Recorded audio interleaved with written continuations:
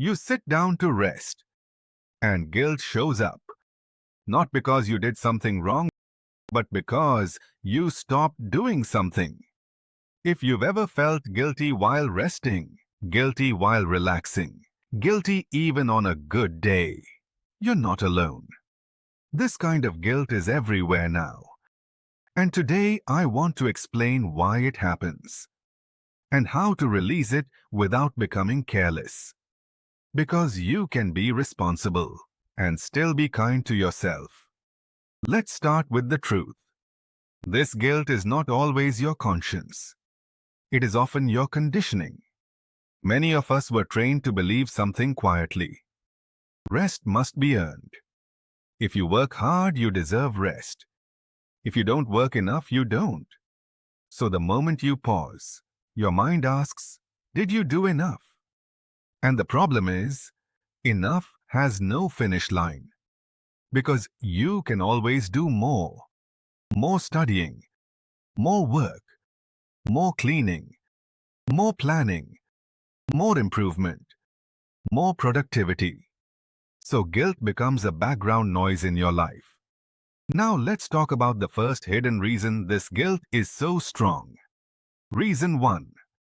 You confuse your worth with your output.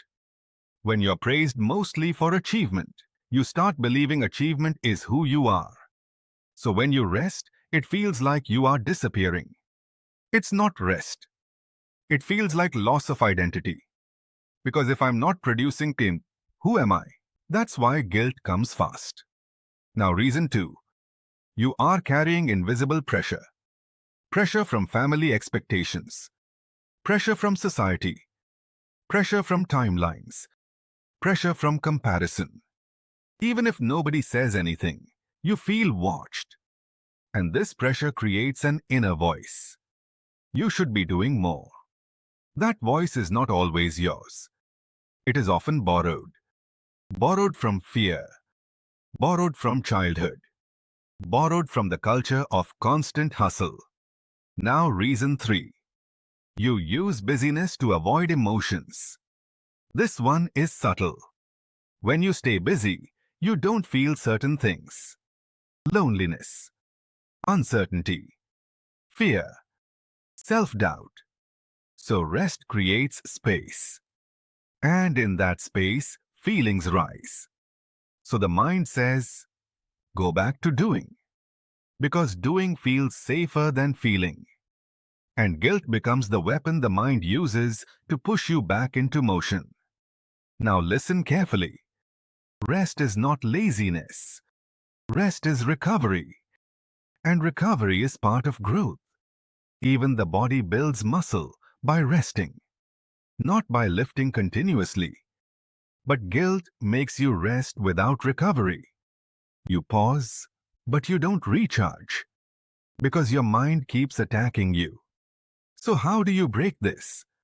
Not by forcing positivity, not by pretending you don't care, by changing the meaning of rest. Here is a simple 3-step guilt release. Step 1. Name the guilt as a pattern. Say quietly, this is not truth. This is conditioning. Naming creates distance. You stop obeying it automatically. Step 2.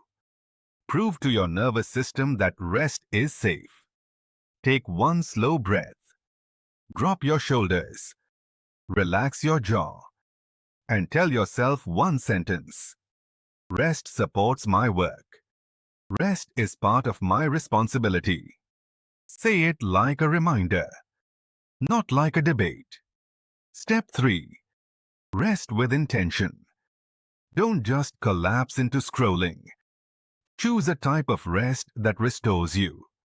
A short walk, a bath, sitting in sunlight, a cup of tea without a phone, 10 minutes of quiet, stretching.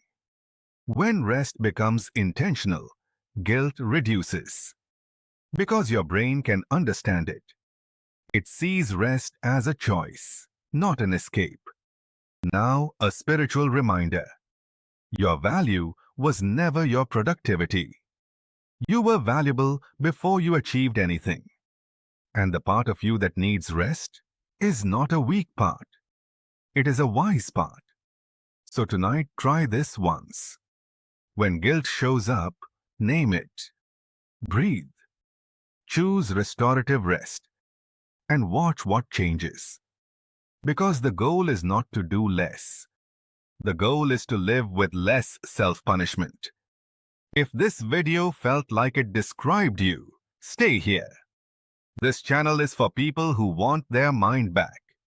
One breath at a time. Right now, come back.